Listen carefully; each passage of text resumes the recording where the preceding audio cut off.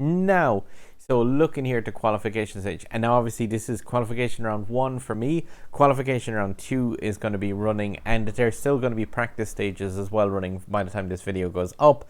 So yeah, this GP just has 2 qualifying stages. And yeah, that's like Tunnel Jam on both of those. Then you've got Hotel Road, Podung Rise, Rat Race in Osaka, Thousand Minarets in Cairo, Waterside in San Fran, and Leaps and Bounds, the new New York stage. So yeah, like I said, I would just do a run of it, but obviously I already have my 1:17 practice time on my channel.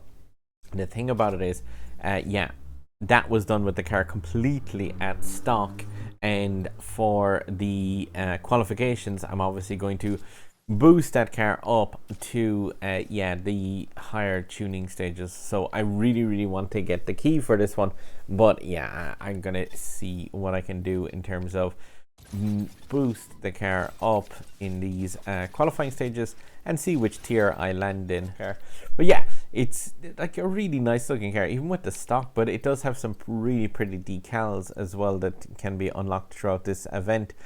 Yeah, and 15-minute refuel time is pretty awesome in terms of like getting to practice with this one.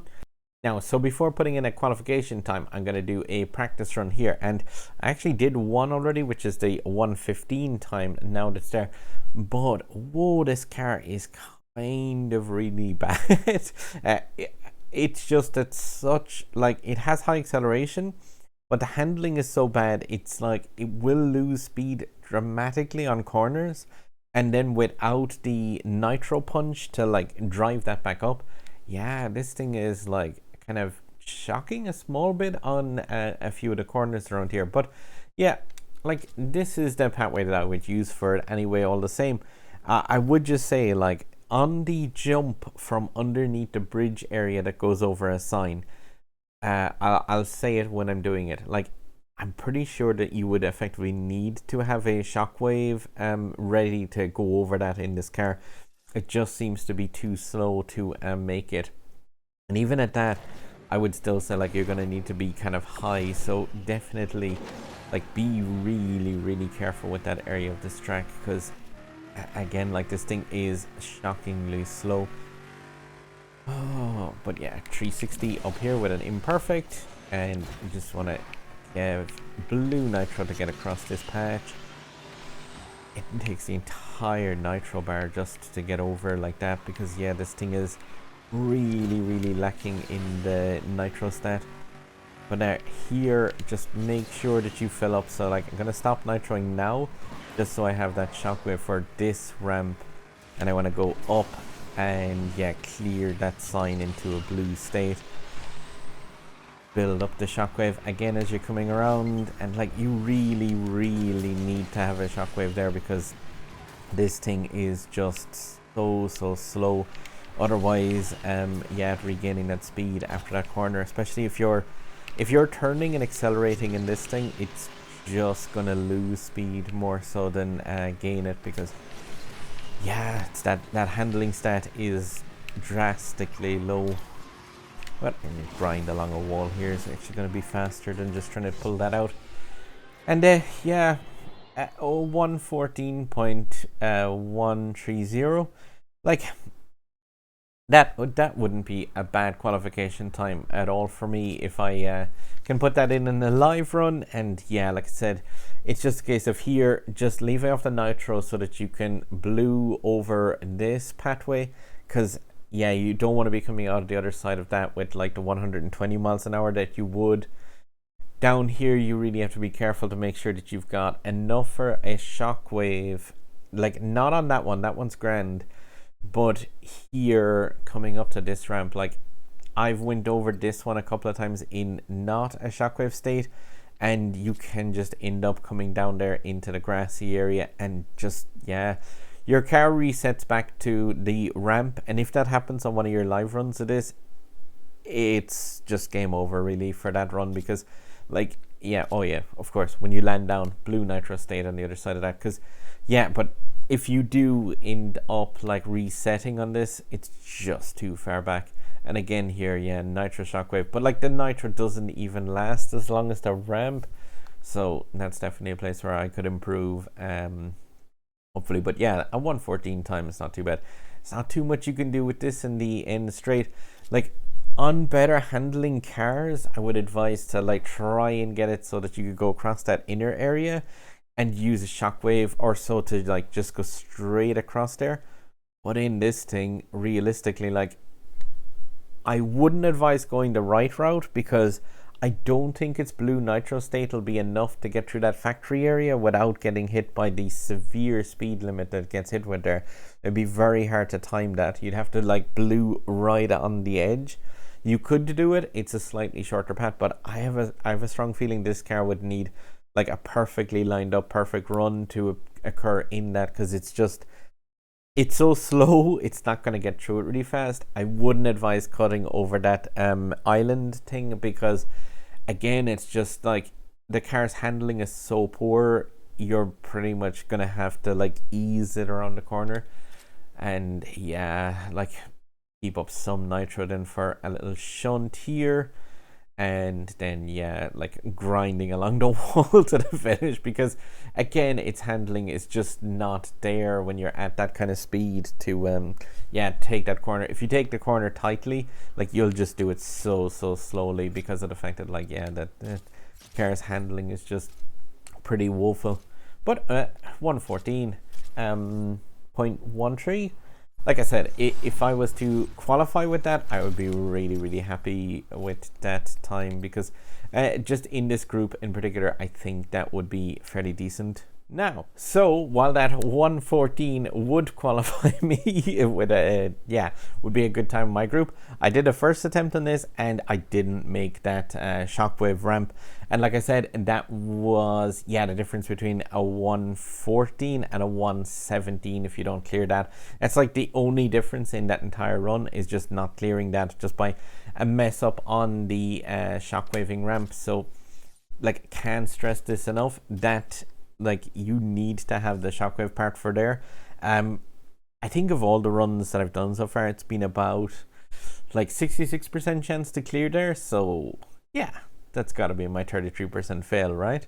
But yeah, like let's see. There's the number one time to beat in my qualification bracket is a 114. Now, obviously, those qualification brackets are just based on the practice times, but yeah, the GP stress is on though because for a car up for grabs here, but even if it is just a fairly cool looking but fairly mediocre car with limited use outside of the GP. Oof, extra rotation gain. Flew across the grid though, so lost a small bit of time, it's not too bad. Gonna focus on filling up enough nitro here definitely though for this portion because, like I said, that was the only difference in the last run and it's just it's lights out. Once you mess this part up, need the blue to make it across here. Slightly better, but still not as good as the practice run, not by a long shot because just like that acceleration is just so shockingly bad. I don't even get like how it's so weird with the nitro kind of. It's just weird. It almost seems like when the car is in a nitro state, it likes to slow the thing down even more. Very odd. 114, 15, 115, 9. So I take it that's the ghost of the actual person then who is So I was thinking the fact that was the ghost of the next person up above me. But that's obviously the ghost of the number one driver in that group then. But yeah, like I said, there with a 114. Oh, they're like a second. But yeah, that's like not a bad qualification run. But you can see the difference between like nailing that part of the shockwave properly and even like messed it up in the first one and didn't clear there. So I had to go around the outside and that's a 117. Got it, missed the bar rolling portion of it, land down, and yeah, that's like nearly 2 seconds slower still. And like, yeah, you see in that practice time, the first run I did is like nail that bar roll, nail the blue landing, nail the drift, and like that's just so much like time gained or lost. That's pretty much the main thing this track comes down to. I love that club name. Not Daddy's Legends. That's weird. A9 is broken. Yes, it is. But yeah, that should be me qualified anyway for sure with this group, I think, unless I've got quite a few snipers in the waiting to go still, but I don't think there is. And I did my final attempt there as well just to see, and yeah, I did not improve that. I did not clear that barrel roll sign part again. I actually did one practice run as well just to see if it's possible to go through that factory area, and it is possible to blue nitro across there, but given the fact that like you need to turn that corner so sharply that you come out of the corner facing into the factory at about 110 115 miles an hour, and you can't use nitro really to regain the speed until you get to the factory area. So like, while it's possible, I would think it would probably be like very difficult to kind of run that route instead with this car, just because of the fact that like this car's turning circle is so bad. And yeah, like if you lose that speed, it's just kind of over. Like, whilst this car has a high acceleration stat, yeah, that only, like, acceleration really only works when the car is going perfectly straight.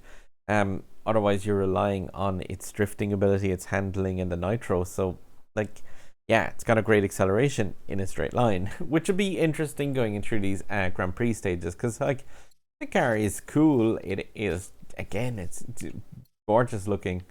And yeah, obviously, other than the key for the car as well, this Grand Prix has got the decals for it, which do look pretty awesome. Like, so it's definitely one where I could see people chasing down these just to get that, because like it does look quite nice. And again, very American-y red, white, and blue all up in there. So yeah, just pretty awesome looking. Even the default coloration of this one looks pretty nice. But yeah, definitely a car that I'll be gunning for, obviously, because I love the car collection aspect of this game, regardless of how powerful or weak it might actually be. But yeah, guys, hopefully this run helped you, and some bits and pieces of advice anyway. As always, sub button up there over my head. I'll be covering as many of these stages as I possibly can. Now, I really hope this video did help. If it did, guys, please do give a click on the sub button up there over my head. Other videos for me here and here. Leave a like down below. Drop a comment. It helps to spread the video out as well. And yeah, like I say, in this Grand Prix, it's a cool looking car. It's a strange Grand Prix. It's strange to have a Grand Prix for a D-Class car. But yeah, guys, good luck in this one. Don't go crazy too much with tokens again. It is just one of those ones where it's a cool car, but, you know, keep in mind that the goal is a D-Class car that isn't used in other events going forward, as far as I know. Yeah, if anyone says differently to that, please do leave a comment down below if you're like, no, this car is used in X event. Because yeah, that would be cool, obviously, to know. But I don't think it has anything tied to it outside of this GP itself. And obviously it shows up in the SSC's special event, but it's a free trial in that. But yeah, guys, as always, good luck and drive safe.